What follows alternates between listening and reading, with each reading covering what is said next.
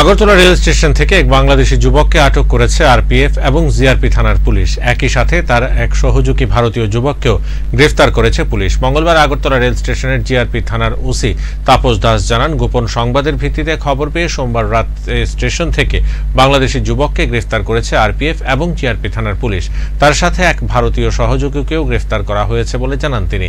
ধৃত বাংলাদেশি যুবক ভারতীয় সহযোগী যুবকের সাথে দিল্লি যাওয়ার জন্য স্টেশনে পৌঁছে বলে জানান তিনি।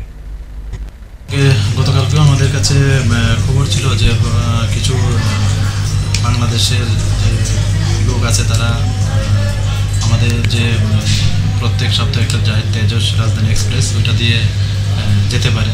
তো এই সুবাদে আমরা জিআরপি থানা এবং আরপিএফ থানা মিলে আমরা যে রেল স্টেশনের যে করিডোর আছে, মেন গেট, পার্সেল গেট বা আরও যে প্ল্যাটফর্ম 1 নম্বর 2, 3 বা এরকম যে আছে, আমরা ওখানে ছড়িয়ে ছিটিয়ে করি।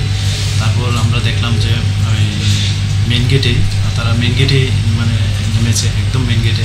তো এখানে দেখলাম দুজন তারা আসছে ওইদিকে, খুব তাড়াহুড়া করে, ট্রেনেরও টাইম হয়ে যাচ্ছে। তো তাদের দেখে আমাদের সন্দেহ হয়।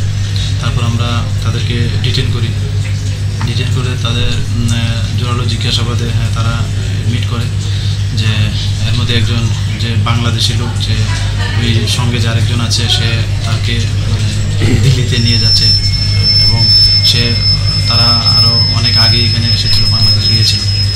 তো তারপর আমরা তাদেরকে ডিটেন করি। এরপর আমরা একটা জিআরপি থানাতে একটা মামলা নিই। তো আজকে তাদের মামলা আদালতে প্রেরণ করা হচ্ছে।